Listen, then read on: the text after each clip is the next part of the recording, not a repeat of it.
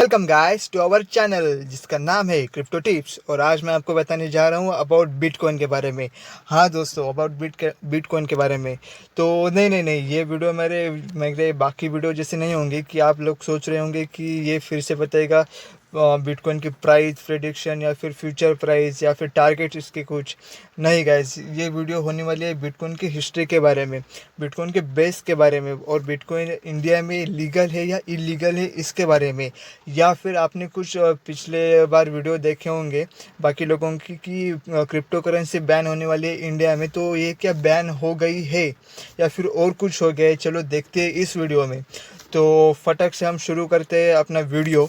तो पहले देखेंगे कि बिटकॉइन, हम जानते हैं कि बिटकॉइन मतलब क्रिप्टो करेंसी, और क्रिप्टो करेंसी का असली मतलब है, क्रिप्टो मतलब सीक्रेट, और करेंसी मतलब अपनी करेंसी। जैसे कि हम जानते हैं कि भारत के अपने रुपीज़ है और बाहर के देशों में देखा जाए तो यूएसडीटी है।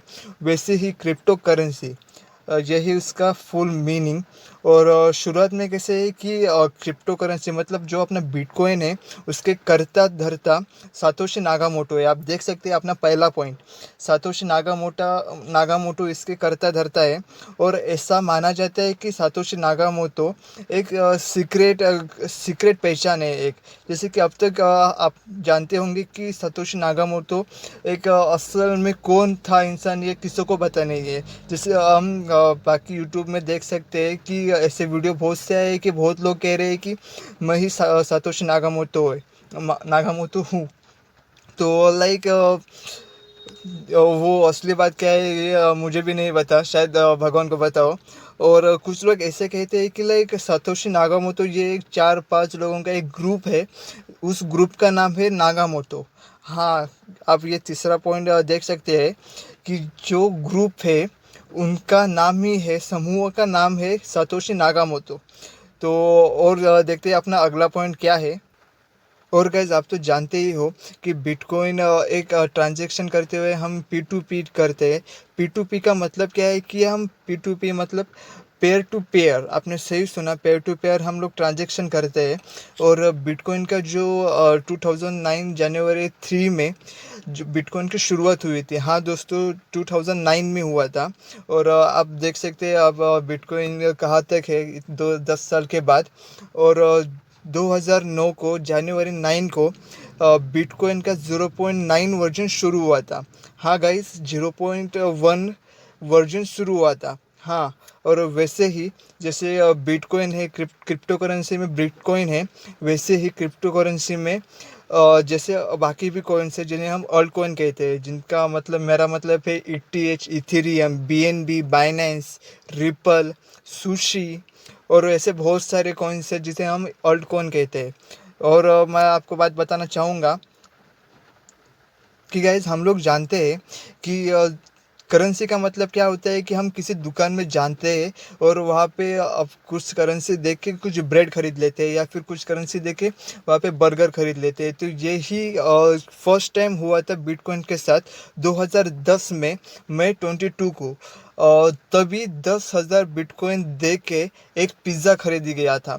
हाँ दोस्तों, आपने सही सुना, 2010 को 22 मई को 10,000 बिटकॉइन देकर एक पिज़्ज़ा खरीदी किया था।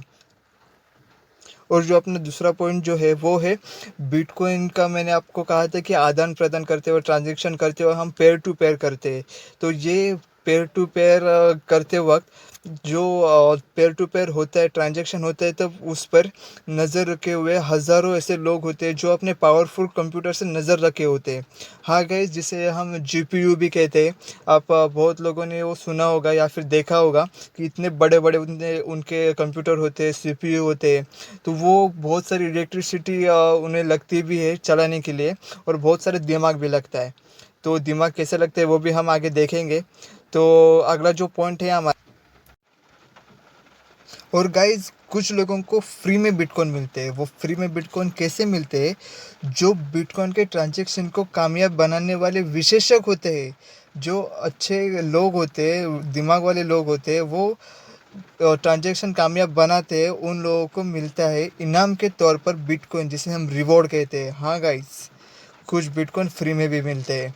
तो ट्रांजैक्शन को सही वक्ती पर पहुंचाने पर बिटकॉइन निकालने की प्रक्रिया को माइनिंग कहते हैं। आपने सही सुना, जिससे हम जिन लोगों को फ्री में बिटकॉइन मिलते हैं उसे कहते हैं माइनिंग। हाँ गाइस, जो फ्री में बिटकॉइन मिलते हैं उसे कहते हैं माइनिंग। और मैं बताऊंगा कि जैसे कि फ्री में बिटकॉइन मतलब कितना मिलता है।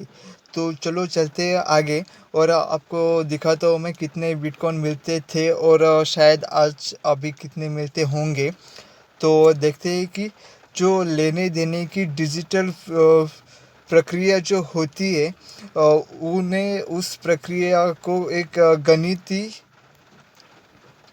गणित की एक समस्या सुलझानी पड़ती है। एक बहुत ही कॉम्प्लिकेटेड ऐसे एक गणित होता है, मैथ्स का एक क्वेश्चन होता है जो सॉल्व करना पड़ता है। वो सॉल्व करने पर जो लोग सॉल्व करते हैं उन्हें ही मिलता है रिवॉर्ड। हाँ गाइस, वो गणित सॉल्व करने पर, वो गणित समस्या सुलझाने पर बिटकॉइन उन्हें देता था 12.5 बिटकॉइन। वो माइनर्स को मिलते थे फ्री में। जैसे कि मैंने कहा था कुछ बिटकॉइन फ्री में मिलते थे, वो ये बहुत पहले की बात है। तो 12.5 बिटकॉइन मिलते थे और आज की बात देखें तो कुछ कम मिलते हैं, जैसे 4.5 या 3.5 समथिंग ऐसे कुछ। तो जैसे प्राइस बढ़ेगी बिटकॉइन की, वैसे रिवॉर्ड भी कम होते जाएंगे। और मैं बताना चाहूँगा कि जो मार्केट में बिटकॉइन आते हैं वो आते हैं इसी तरीके से। जैसे कि हम देख सकते हैं कि जो माइनर्स होते हैं उनको रिवॉर्ड मिलता है और वो रिवॉर्ड मिलने पर वो ट्रांजैक्शन वगैरह कुछ कर कर उनकी चलन शुरू हो जाते हैं। जैसे कि बिटकॉइन देखे अर्ज कौन ख़रीदना, या फिर बिटकॉइन देखे जैसे कि हमने पिज़्ज़ा देखा, और ऐसे ही कुछ चीज़ें हम खरीद सकते हैं। और हम लोग जानते हैं कि इंडिया में ज़्यादा कुछ नहीं है, लेकिन बाहर के देशों में बिटकॉइंस के एटीएम्स भी शुरू हो गए हैं। तो वैसे हम अभी देख सकते हैं कि हमारे आगे फ्यूचर में इंडिया में भी बिटकॉइंस के एटीएम शुरू हो सकते हैं। जो अपना बिटकॉइन है वो सतोशी नाकामोटो ने इस तरीके से उसे बनाया है, कुछ समय के बाद उसकी संख्या कम होती रहती है। हाँ गाइज, आपने सही सुना कि कुछ समय के बाद बिटकॉइन की संख्या कम होती रहती है। शुरुआत के एक ब्लॉक से 50 बिटकॉइन निकलते थे तो शुरुआत में। हाँ, तो अभी प्रति ब्लॉक बिटकॉइन की संख्या हर 4 वर्ष में घटकर आधी हो जाती है। जैसे कि पहले 50 बिटकॉइन निकलते थे तो उसके 4 साल बाद तो 25 बिटकॉइन निकलेंगे। वैसे ही उसके और 4 साल के बाद 7.5 बिटकॉइन रिलीज़ होना, सप्लाई होना शुरू हो जाएगा। और बिटकॉइन का कैसे होता है कि एक नंबर्स उसके फिक्स होते हैं कि इतने ही बिटकॉइन मार्केट में आएंगे। तो ये ऐसा नहीं है कि जैसे कि हम देखते हैं कि अपनी करेंसी रुपीज़ या डॉलर, ये कैसे होता है गवर्नमेंट छापती रहती है, उसका कोई लिमिट नहीं है। लेकिन बिटकॉइन का एक लिमिट है। अगर हम ऐसे सोचेंगे कि हमारे गवर्नमेंट को एक रेयरली गोल्ड मिला है ज़मीन के अंदर और उसे बेचने के लिए बाहर निकाला है, तो शुरुआत के कुछ टाइम पे हम रेगुलर जो गोल्ड का प्राइस है वो देख सकते हैं उस रेयरली गोल्ड का। तो कुछ समय के बाद जैसे उसका ख़त्म होता जाएगा वैसे ही उसका प्राइस भी बढ़ेगा। तो यस गैस, बिटकॉइन का भी वैसे ही होता है। जैसे कि उसका सप्लाई कम होता रहेगा और बिटकॉइन जैसे कम कम होते जाएंगे वैसे ही उसका प्राइस भी बढ़ेगा। हाँ गाइज, आपने सही सुना। तो आज से 125 ईयर के बाद, 125 वर्ष के बाद, साल के बाद बिटकॉइन की निर्मित जो है वो है बंद होते जाएंगे। बिटकॉइन का जो प्रोडक्शन है वो बंद हो जाएगा। हाँ गाइज, आपने सही सुना, 125 ईयर्स के बाद। तो गाइस 125 साल मतलब कितने होंगे, तो हम यहाँ पे देख सकते हैं कि 2140 साल तक ये पूरा हो जाएगा। जो बिटकॉइन है उसकी निर्मित ख़त्म हो जाएगी और मार्केट में हम देख सकेंगे कि 2 करोड़ 10 लाख बिटकॉइन आ चुके होंगे। हम देख सकते हैं गाइस यहाँ पे 2 करोड़ 10 लाख बिटकॉइन यहाँ पे आ चुके होंगे। 2 करोड़ 10 लाख 2140 तक ये सब ख़त्म हो जाएगा बिटकॉइन। मतलब जो निर्माता है निर्माण हो रहा है वो ख़त्म हो जाएगा और मार्केट में इतने ही बिटकॉइन बचेंगे। और जैसे कि बिटकॉइन जो खरीदते हैं उन लोगों को पता ही होगा कि दिन ब दिन टाइम जैसे निकलता जाता है वैसे ही बिटकॉइन की प्राइस बढ़ती रहती है जो तो वो लोग जो है क्रिप्टो करेंसी में वो लोग सिर्फ बिटकॉइन खरीदते हैं और होल्ड करते हैं। जैसे कि हम देखते हैं कि एक सीमित टाइम हो जाने के बाद बिटकॉइन की प्राइस बढ़ रही है। तो गाइज़ हम देख सकते हैं कि उसकी प्राइस अभी कितनी है और फ्यूचर में कितनी हो सकती है जितने कि सारे बिटकॉइन रिलीज़ हो जाने के बाद, सप्लाई हो जाने के बाद। तो गाइज़ मैं आपको ये बात बताने जा रहा हूँ कि 2015 में बिटकॉइन की प्राइस भारत में 14,000 रुपये एक बिटकॉइन था। एक बिटकॉइन की प्राइस 14,000 रुपये। हाँ गाइज़, और वैसे ही हम देखेंगे कि 2016 में बिटकॉइन की प्राइस लगभग आप देख सकते हैं कि दुगने से भी ऊपर हो गई थी। 30,000 रुपये का एक बिटकॉइन आता था। आप देख सकते हो गाइस, 30,000 रुपये का एक कॉइन 2015 में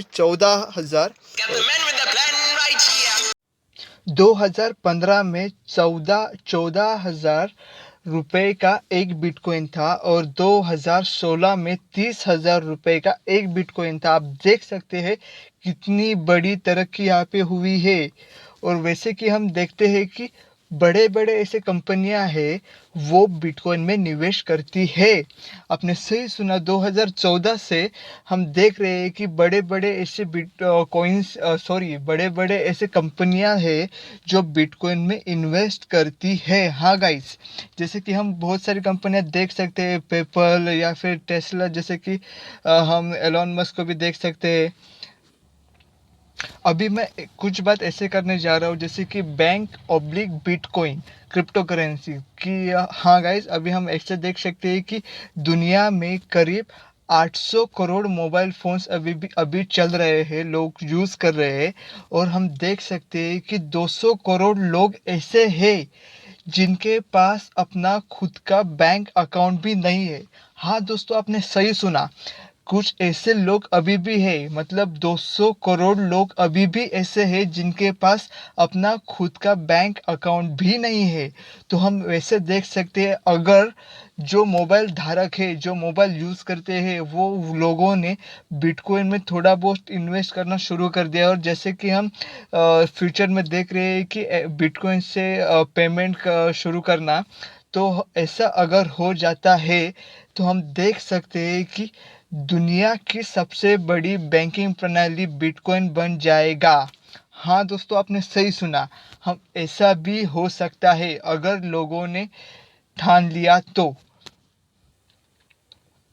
और हम लोग तो जानते ही है, जैसे कि अगर किसी चीज़ को कोई चाहने वाला है तो उसे नाकारने वाला भी ज़रूर होता है। तो हम देख सकते हैं कि जेपी मॉर्गन बिटकॉइन के सख्त खिलाफ थे। जैसे कि हम यहाँ पे देख सकते हैं कि एनिमी कहा गया है, बिटकॉइन का एनिमी जेपी मॉर्गन को कहा गया है। लेकिन सडनली ऐसा हो गया है कि बिटकॉइन को सपोर्ट करने वाले जेपी मॉर्गन बन गए हैं। हम यहाँ पे देख सकते हैं और आगे भी देख सकते हैं। यहाँ पे भी हम देख सकते हैं कि जेपी मॉर्गन सडनली बिटकॉइन को सपोर्ट करने लगे हैं। हाँ दोस्तों, आपने सही सुना, कुछ ऐसी बातें भी। और हम देख सकते हैं कि आप लोग कहेंगे कि हाँ ठीक है भाई, ये अच्छी बात है कि बिटकॉइन ये एक अच्छा ज़रिया है फ्यूचर के लिए या फिर अभी के लिए, लेकिन स्कैम्स भी तो हो सकते हैं। तो हाँ दोस्तों, आपने सही सुना, स्कैम्स हो सकते हैं, लेकिन अभी के टाइम में ज़्यादा पॉसिबल नहीं हो सकता, क्योंकि हम देख सकते हैं कि ब्लॉकचेन और एनएफटी जैसे हम बहुत सारी चीज़ें देख सकते हैं कि ब्लॉकचेन आपने नेट पे सर्च करके देखा तो हम बहुत ही सिक्योर होता है ब्लॉकचेन। वैसे ही हम देख सकते हैं कि पिछले कुछ सालों में कि स्कैम्स भी हुए। तो स्कैम ये क्या हुआ था, हम मैं इस पे थोड़ा सा गौर करना चाहूँगा।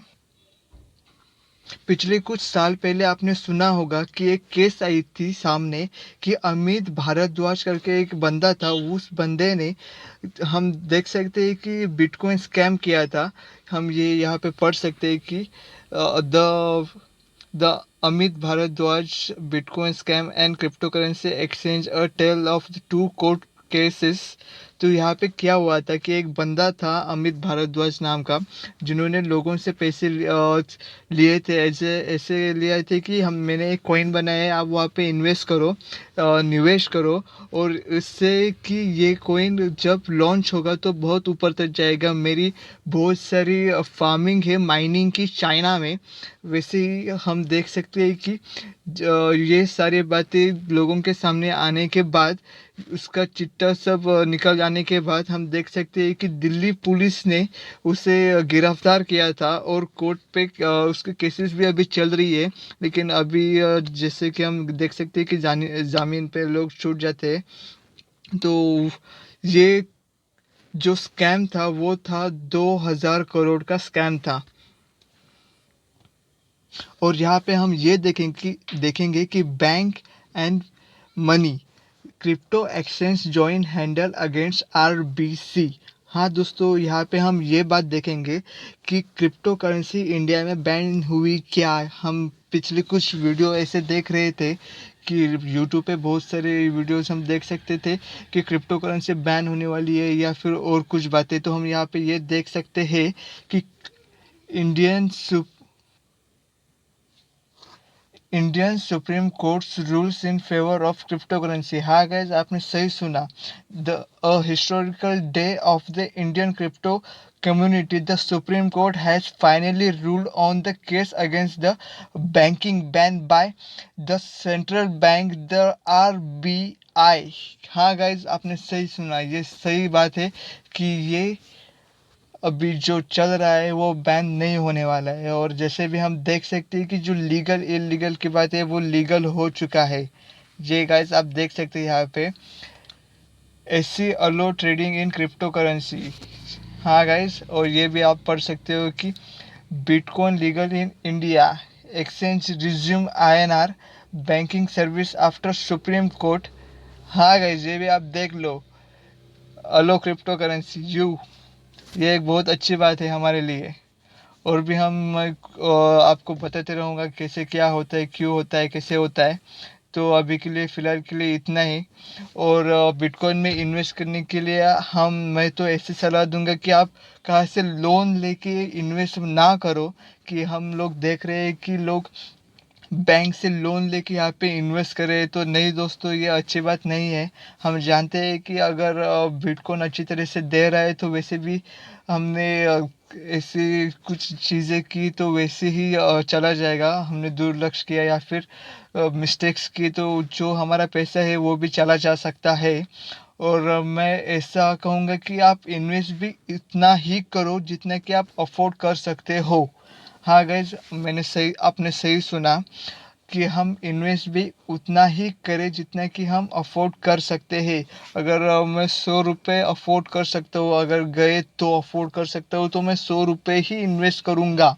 तो आप भी उतना ही इन्वेस्ट करो जितना कि अगर लॉस होता है तो कोई बात नहीं, ठीक है, इतना ही लॉस हुआ है, आप ऐसा भी कह सकते हो इन फ्यूचर। इसलिए जो इन्वेस्ट आप कर रहे हो उतना ही जो अफोर्ड कर सकते हो उतना ही इन्वेस्ट करो।